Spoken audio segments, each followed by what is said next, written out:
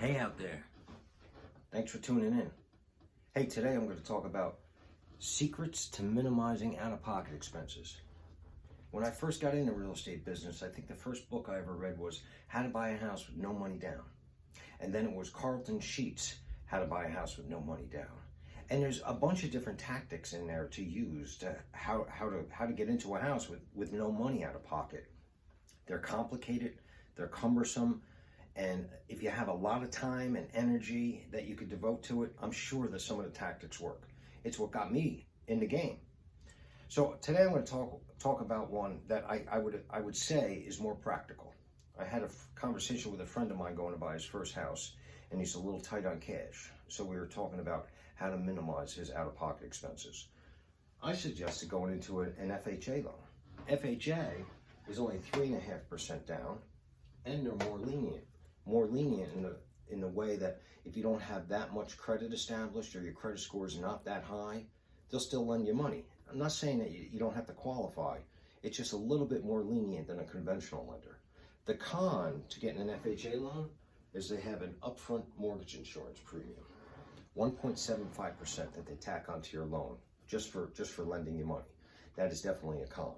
I put down monthly mortgage insurance, but you're going to have mortgage insurance if you put down less than 20%, even on a conventional loan.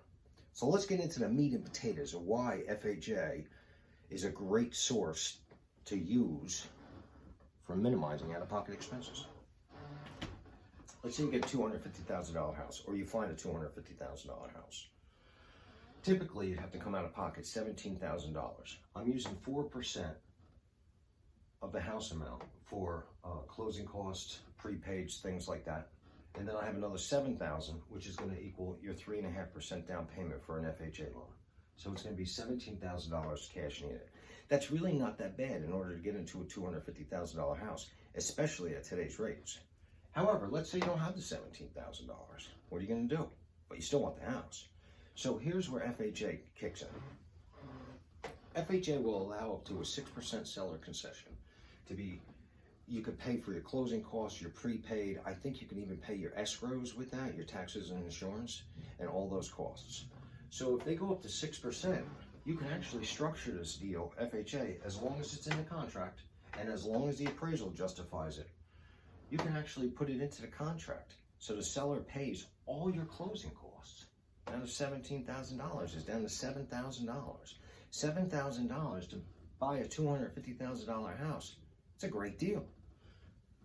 But it gets better. If you have a family member or an employer or a nonprofit organization that wants to give you a gift, they can gift you the whole 3.5% down, the whole $7,000.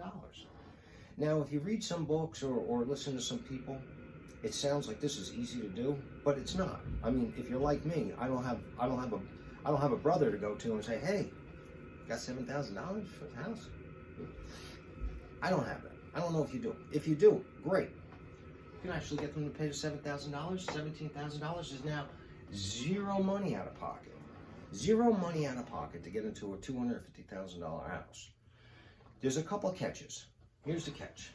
The contract that you put together has to have that in there. So let's say you were willing to spend $250,000 on a house. You might want to put the offer in at $260,000.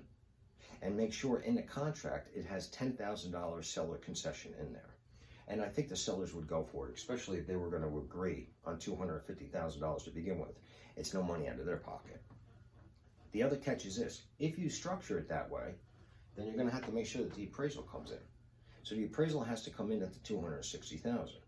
FHA may have some leniency that they would still allow some seller concession, but you'd have to go back and renegotiate. So those are two catches. So I hope this helps somebody that maybe doesn't have a lot of money in the bank or wants to keep what they have in the bank for unexpected expenses, furniture, traveling, moving, all those kind of things, fix-ups in the house and stuff like that. If you want to minimize the money out of your pocket, FHA might be a great route for you.